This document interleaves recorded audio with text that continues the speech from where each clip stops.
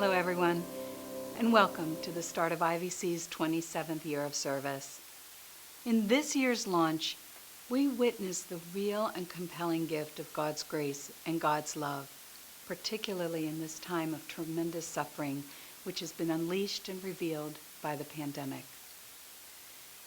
18 months ago, during the first hurl of the present public health crisis, a woman remarked to me, "Well, guess that's the end of IVC."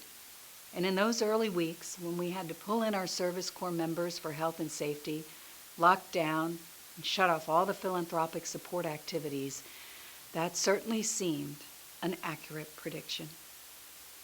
Today, however, together I see all across the country where IVC serves, we are standing in the midst of a remarkable grace.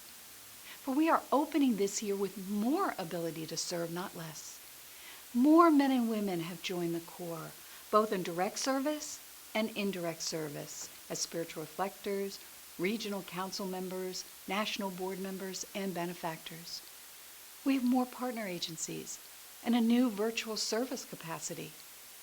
We have people actively developing IVC in new cities. If this isn't the miracle of grace, I don't know what is. But what's happening? Why now? Each day, much is being revealed to us of the sufferings of this pandemic, the deaths, fears, and losses. We're seeing the upheaval in the political and governmental systems. We see the raging effects of climate change, especially on people who live in vulnerable lives.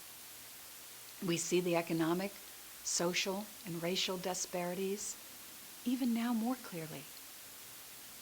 Our partner agencies, those social service, advocacy, educational organizations and agencies that seek to bring empowerment and hope to people affected by poverty, illness, marginalization, and injustice, tell us of their exhaustion and their need for more resources and assistance to meet this burgeoning need in the communities across the country.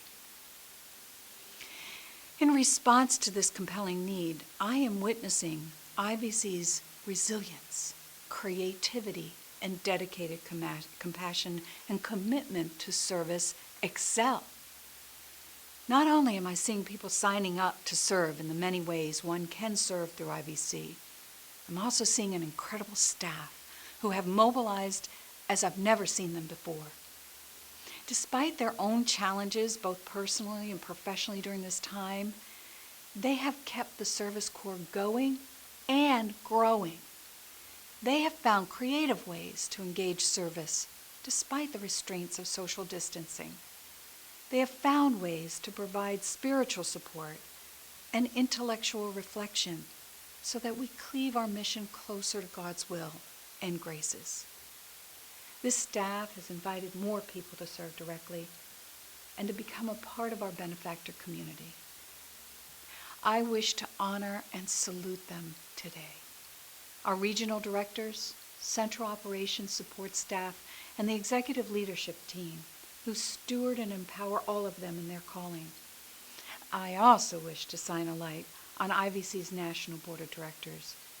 These highly experienced, talented, and dedicated people have volunteered hours upon hours of their time, expertise, and leadership strength towards the stewardship of our mission. There have been numerous times when those of us in service to IVC's mission have just shaken our heads in awe as to the remarkable state our mission is in its growth and emerging capacity today. I see it as God's grace in practical action. IVC is surely one of God's love letters to our suffering world. The women and men of the Corps, in every role, through their pure desire to be of care and compassion to those in need, you are being used as instruments of God's love and care for others. You have let people know in very practical ways they are not alone. As you advocate for one another, we give the world real hope. Pope Francis, in his book on Reflections of the Pandemic, Let Us Dream, says, you have to go to the edges if you want to see the world as it really is. You have to make movement to the margins in order to find the new future. People in service are the antibodies of the virus of indifference. They remind us that our lives are a gift, and we grow by giving of ourselves, not preserving ourselves, but losing ourselves in service. Seeing and acknowledging the graces within IVC in this year ahead, I now invite all of us to become even more aware of the way the core can grow and expand to reach further into the areas of critical need. Let us go further into the margins. Let us actively invite more people to join our mission. This is how we can cooperate with God's grace in this world today. We can cooperate and build a more loving world, a just world. IVC, you are the gift of God's love. Let us begin this year together with a deeper commitment and a desire to be in fullness to that invitation and that call.